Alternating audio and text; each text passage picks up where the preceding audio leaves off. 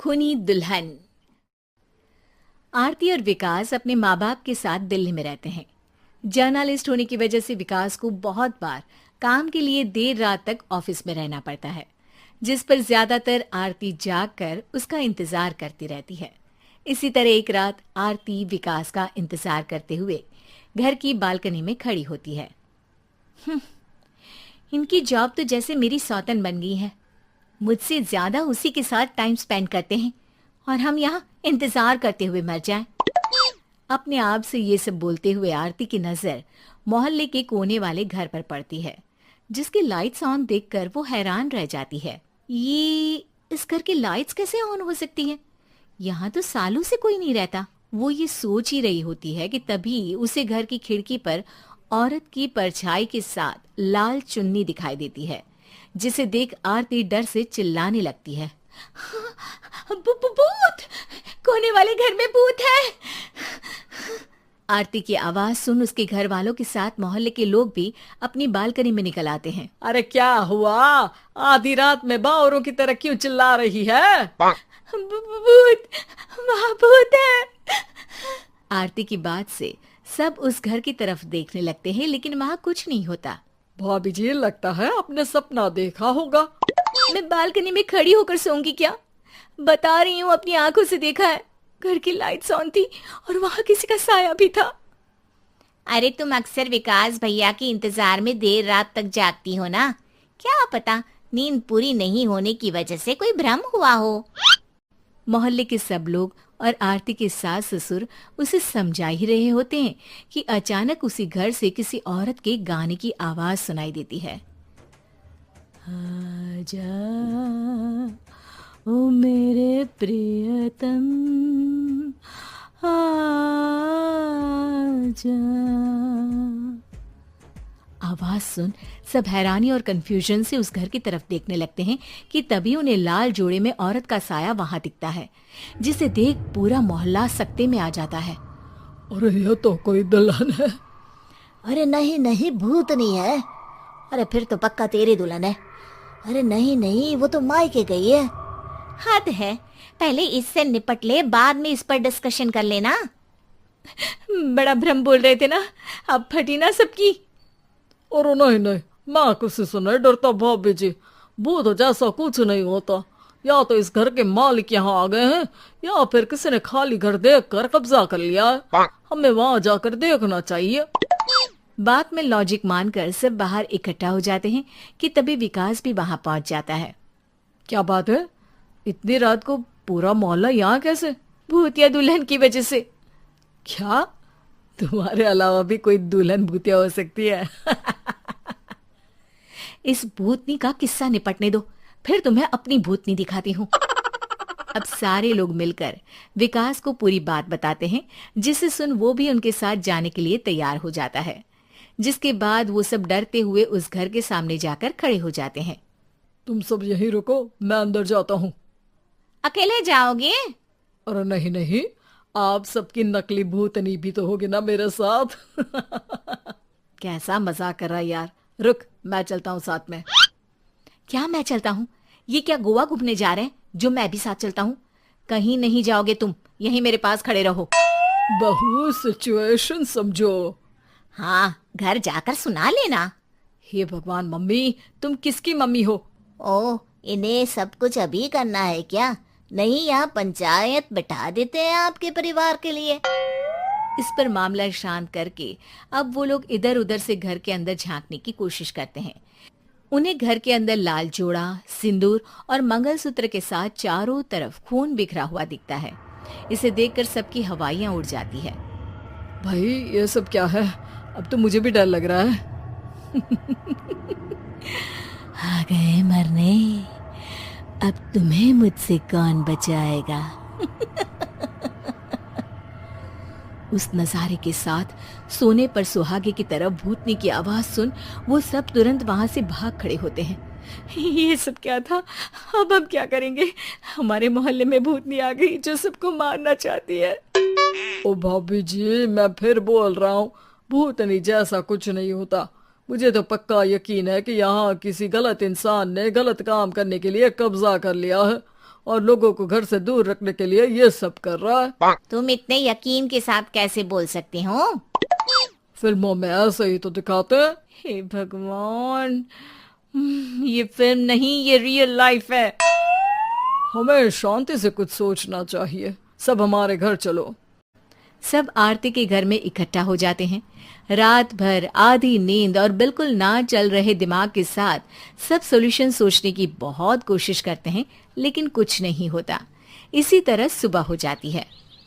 ऐसे कोई भी उपाय नहीं निकलेगा। सब पूरी रात के थके हुए हैं। घर जाओ, थोड़ा आराम कर, फ्रेश होकर फिर आ जाना, उसके बाद सोचते हैं कुछ। डरे सहमे लोग जैसे ही अपने घर जाने लगते हैं, तभी विकास को उस घर में कोई हरकत नजर आती है, जिस पर वो किसी को कुछ बताए बिना चुपचाप वहां पहुंच जाता है और कुछ देर बाद घर आकर सबको दोबारा इकट्ठा कर उस घर के पीछे वाले खिड़की पर ले जाता है। विकास, क्या खेल लगा रखा है? ये कोई मजाक नहीं है। वही तो, मजाक नहीं, बहुत बड़ा मजाक है। अंदर देखो। जैसे ही सब उस खिड़की से अंदर देखते हैं तो उनकी आंखें खुली की खुली रह जाती है। मूवी की शूटिंग! अमरपुर नाम के एक गांव में विमल हलवाई अपने 2 छोटे बच्चों और बीवी के साथ रहता है। विमल की पत्नी ज्योति भूत प्रेत जादू टोने में बहुत माना करती थी। इसका बिल्कुल विपरीत विमल इन चीजों को दकियानुसी माना करता था। रोज की तरह विमल अपने मिठाई की दुकान जाने के लिए निकलने की हड़बड़ी में होता है। मैं निकलता हूँ ज्योति, देरी हो जाएगी, दुकान भी खोलनी है मुझे। अजी ध्यान से, आज अमावस्या है। रास्ते में कोई कपड़ा या कुछ भी गिरा हो तो उसे लांग मत दीजिएगा, बगल से चले जाइएगा। अरे ऐसे तो तुम मुझे पागल ही कर दोगी क्या? हाँ, मैं नीचे देख कर चलूं कि सामने से कोई गाड़ी घोड़ा आकर मेरे ऊपर से चला जाए? दोनों हालत में तो मेरी ही मौत है। अरे क्यों सुबह सुबह इतनी अपसुगनी बातें कह रहे हो जी? मेरे गांव में तो ऐसा आंखों के सामने होता हुआ देखा है मैंने, इसीलिए कहती हूँ, वरना मुझे क्या, पड़ोसी को तो नहीं कहना चाहती मैं, पति हैं आप मेरे, इसलिए बोल रही हूँ। विमल अपनी मिठाई की दुकान चला जाता है। दुकान पर पहले से ही ग्राहकों की लंबी लाइन लगी हुई थी। ये लो, वहाँ ज्योति अमावस्या को लेकर परेशान है और आज तो हमेशा से ज्यादा ही लंबी लाइन लगी पड़ी है। अच्छी खासी बिक्री होगी आज। विमल दुकान खोलता है। एक के बाद एक ग्राहक उसकी दुकान पर मिठाई ले रहे होते हैं। तभी गांव की एक बूढ़ी औरत विमल से कहती है, जिस तेजी से बिक्री हो रही है, कहीं किसी की नजर ना लग जाए, नींबू मिर्ची टांग ले। अरे क्या चाची तुम भी, ये सब नजर बजर कुछ नहीं होता है। कैसे लोग हैं मेरे आसपास।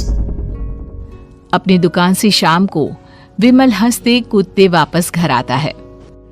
हाँ, आज तो अच्छी खासी बिक्री हुई है।